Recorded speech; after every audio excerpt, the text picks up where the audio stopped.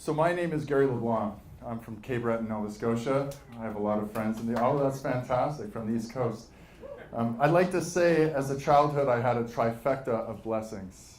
I had an incessant stutter, I had big ears, and I had OCD-fueled anxiety. So essentially, I really had a tough role as a kid. I remember when I was a kid, you know, in school, now maybe I'm dating myself, but back when I went to school, we used to have to read paragraphs in class, and I would always count how many kids were ahead of me, and I would focus on that first letter. And if it was any consonant, I would panic, because I couldn't say it. And this went well into my childhood. Obviously, I got over my stutter. Maybe I'll stutter a couple of times just for fun tonight. I've gotten over my OCD, though some people may question it.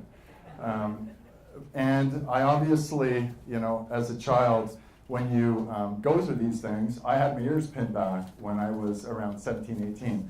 Actually, the government pays for that, unbelievably, because it's seen as such an affliction. That's always a good thing. And all this time, I call it a trifecta of blessings because really it gave me a fuel. All that adversity gave me fuel, but the problem was it gave me fuel in the wrong direction. It fueled my ego, it fueled my insecurities. And you fast forward to my career, and in my early 30s I became vice president of an alcohol company. And that was a good thing for an engineer. I don't know if there's any engineers in the room. I know Vince is in the back, he's an engineer. But really engineers, that was almost a job when we were in school. So when I became vice president for an alcohol company, that was the pinnacle of success. And it's funny how we define success. There's a couple of really cool stories. I remember being in Barcelona. We were at the Arts Hotel on the Mediterranean. Coldplay and Gwyneth Paltrow were there. That was a great afternoon. I remember being in Amsterdam on the train going to Bleiburg for an electronic music festival. Those were really good times for a guy in his early 30s. But the thing I really remember the most was the time I had with my friend Brad McMillan. And it was that Thursday routine. We used to go to Key. I'm from Cape Breton, but I live in Toronto. We used to go to Key, it's a sushi place, and you know, we used to do the rounds, right? I was a VP for an alcohol company. So I felt pretty proud that everybody knew me. And we would go to Key, we'd do the rounds, then we'd go to Blowfish. I knew Tack, and we'd have fun. And Brad was a very quirky guy. And I'd like to maybe talk a bit more about Brad. There's some people in the audience who know Brad. Dark knows Brad. I can't watch you because you're gonna make me pause. But Brad was a quirky guy. You know, Brad was this hulking 6'3" guy. He went to Western, but he was the most odd character. He would say the most inappropriate things. He really didn't think through anything, but he was the best guy. And he passed away 7 years ago. And 3 years of that, before he passed away, was battling lymphoma, non-Hodgkin's lymphoma. And battle he did through the transfusions, through getting his lungs tapped, through the rounds of chemo, and he went through bad chemo. This was 3 years of battling, and especially during the last 3 weeks after his stem cell transplant. I remember one story, I was flying to Geneva. It sounds like I had a really sexy life, but it wasn't that sexy. But I figured I had a few days because Brad had his stem cell transplant. And things seemed to be going well. So I flew to Geneva, and I expected to be back in a couple of days. But the Icelandic eruption occurred when I was in Geneva. And if you guys remember, that was cataclysmic for Europe. I think it was down for probably about 7 or 8 days. So here I am in Geneva, and Brad never picked up the phone.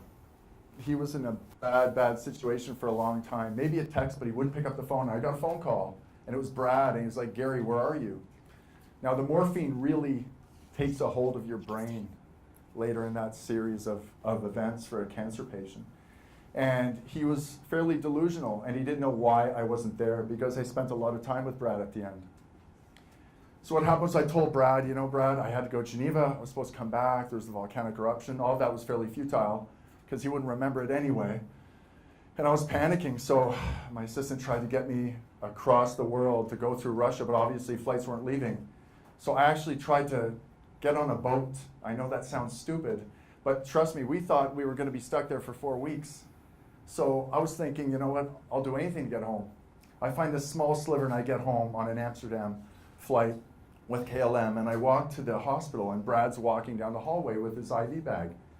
So things are going better now. 3 days later, Brad passed away. And 2 days before Brad passed away, 2 days before Brad passed away, he said the only thing he wished for was to have one more healthy day. He didn't have the memory of what it felt like to have one healthy day. And Brad's tragedy fueled another pursuit of mine, and that was when I started my company. My company, Ikuma. Ikuma means fire in Inuit, so it's all about rejuvenation, really a tribute to Brad.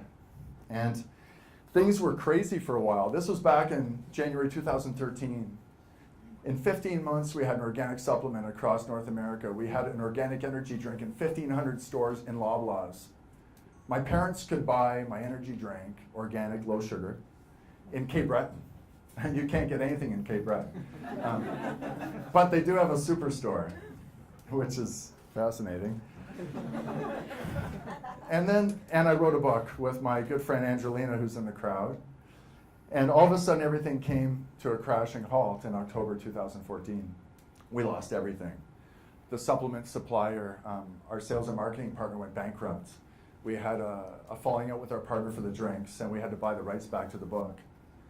And really, at that point, I started to realize that throughout all of my life, all of the, you could consider it hedonistic existence, I always wanted to engineer a fix for people around me. That's really what was driving me.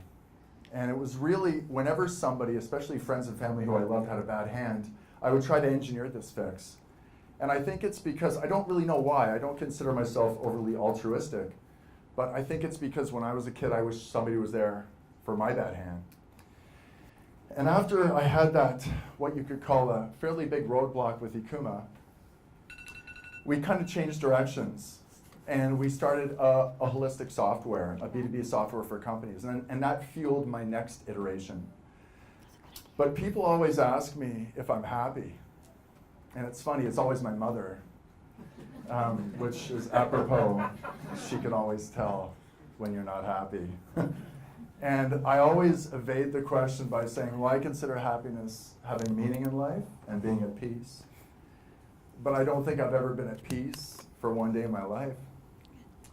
And it's a tough realization because here I am trying to engineer the best solution for people. I'm this life engineer, but I've never really put my own mask on. So really, what it got down to was, yeah, I had the fuel at every step to fuel these evolutions of my life, but I never really put on my own mask. And I guess at this point, the realization is, you know, you can engineer a lot in life, but you can't engineer peace in your life. And that's a journey that has to happen inward. I'm on that journey, and I'll let you know when I get there.